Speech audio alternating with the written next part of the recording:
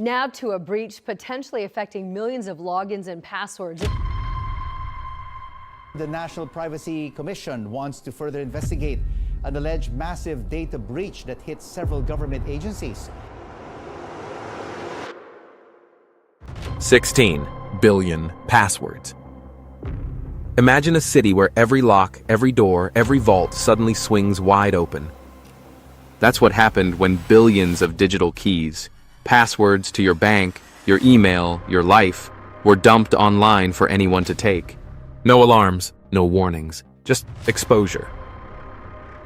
And if that wasn't enough, days later, another door was found wide open. A massive real estate database with the personal addresses, mortgage records, and financial secrets of the world's richest and most powerful people. Their private lives stripped bare.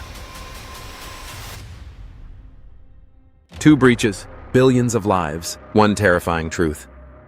None of us are safe.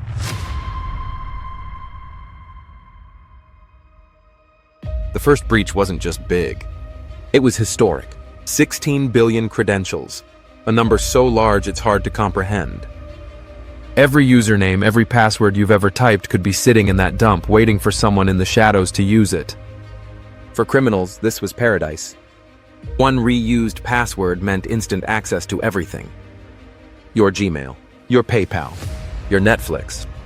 A single weak key could unlock your entire digital life.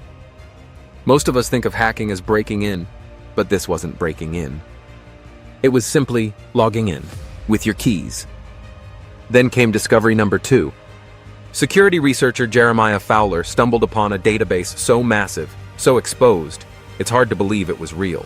1.5 billion real estate records, left online with zero protection.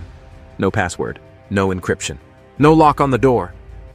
You know, that's one of the real fears with any data exposure is if that data ends up in the wrong hands, if it ends up on the dark web, a person's identity lasts their lifetime. Where a data breach can come and go, once the records are secure.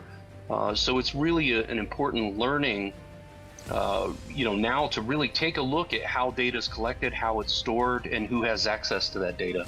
And when do you think, Jeremiah, did this breach take place? And who do you think breached the database system? So it's not about pointing the finger at an individual agency. It's about using this as a learning experience. I can't determine how long it was exposed. I can only identify when I found it and when it was closed. Share with us, is it quite common that government agencies have non-password protected databases? There's a few ways to answer that. I always say when it comes to a data breach, it's not if it happens. And, even the United States, where I'm from, we've suffered catastrophic data breaches in the past. And you learn from it, you reevaluate your protocol and policies, and you become more strong after a data exposure.